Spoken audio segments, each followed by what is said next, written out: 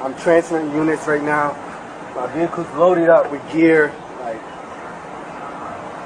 okay, well, specifically, he was asking about weapons. What kind of weapons you got there? it's right there. I'm sure you saw it already. Right no, I mean, you just got a handgun or you got a long gun? Yeah, handgun. No long gun? Where's it at? I got it.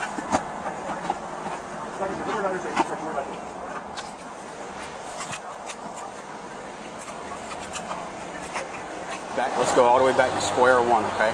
I turned around on you at Food Line. I actually came out of Cost Plus, and I came up behind you. I saw you before you turned. And you had no tags displayed. I see it, but per the law, it has to be in the license plate bracket. I understand it's paper, and I understand why it's there. Yes. But at that time, I had no idea. I didn't know that you had a vehicle registration until I approached your car.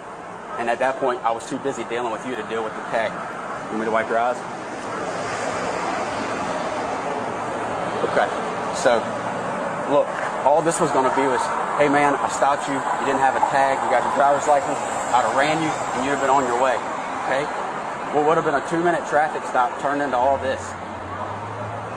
As I was telling him, you know, I've pulled over to well-lit areas before, and I've never looked out the window and saw a gun blazing immediately. So the reason we did that is because we followed you for 1.5 miles with lights and sirens on, and you didn't pull over. I understand you want to get to a well-lit area, a well-lit area. I get that. But when we follow you that long, look at the climate this day, and against everybody, against us, against y'all. You know what I mean? Yeah. I'm not out to hurt you, and I know you don't want to hurt me. That's not what it's about. What it's about is making sure that everybody goes home at the end of the day. So when you don't stop and you continue to proceed, our suspicions are raised. What's going on in the car? What don't he want us to see? So you pull into here, and if you would have just complied with the simple commands that we were giving you originally, it would have been done and over with. And you would have got back on your car and you'd be gone by now. But you wouldn't get out the car. You wouldn't comply.